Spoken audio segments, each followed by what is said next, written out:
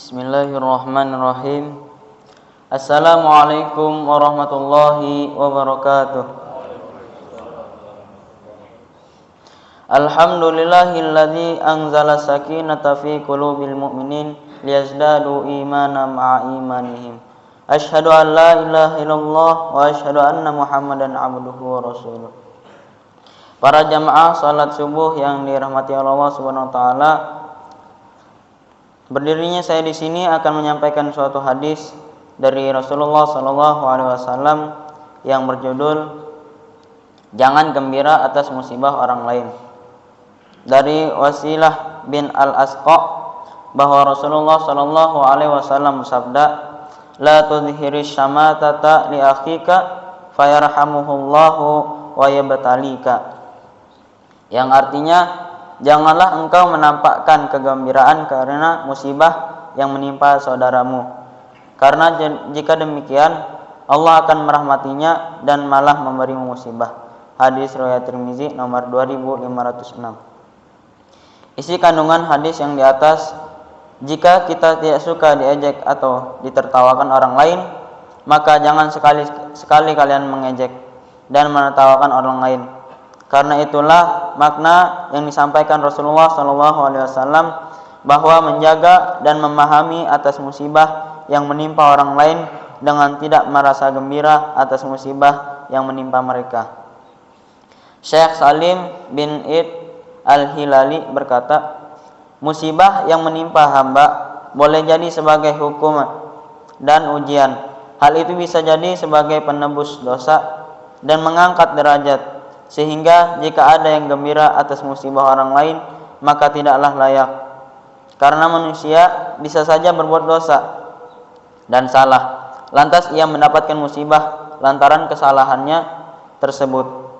Siapa yang menjamin dirinya sendiri bisa selamat dari dosa? Buya Hamka pernah berpesan, janganlah tertawa melihat orang jatuh, sebab tidak ada sesuatu yang jatuh disengaja. Tetapi bersyukurlah kepada Tuhan karena kita sendiri tidak jatuh. Tidak dalam hal jatuh, janganlah percaya kepada diri sendiri dan kepada datarnya jalan. Karena menurut laporan Dinas Lalu Lintas, lebih banyak mobil jatuh di tempat datar jika dibandingkan dengan yang jatuh di tempat pendakian atau penurunan yang berbelok-belok. Mengapa Allah Subhanahu wa taala melarang kita untuk tidak mengejek orang lain? Betapa banyak orang yang pada saat ini mengejek orang lain, dalam lain kesempatan menjadi bahan ejekan. Telah mengingatkan betapa corang yang mengolok-olok dan menertawakan orang lain belum tentu baik, malah lebih baik dari orang yang diolok-olok. Ayat Al-Quran yang berkaitan dengan hadis, Allah Subhanahu wa taala berfirman yang artinya, wahai orang-orang yang beriman, janganlah suatu kaum mengolok-olok kaum yang lain, karena boleh jadi mereka yang diolok-olokkan lebih baik dari mereka yang mengolok-olok. Dan jangan pula perempuan-perempuan mengolok-olok perempuan lain, karena boleh jadi perempuan yang diolok-olokkan lebih baik dari perempuan yang mengolok-olok.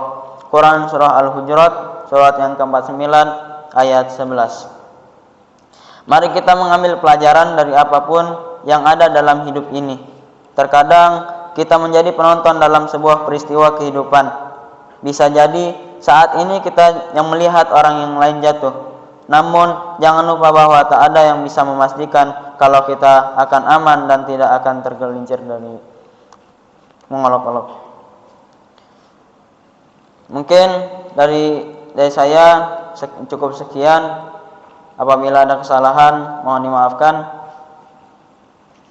Sebelum kita mengakhiri, alangkah baiknya kita bermunajat kepada Allah Subhanahu wa taala. Bismillahirrahmanirrahim. Alhamdulillahirabbil alamin, hamdan yuwafi ni'amahu wa yukafi'u mazidah. Ya Rabbana lakal hamdu wa lakas syukru kama yanbaghi li jalalikal karim wa 'azimi sultanik.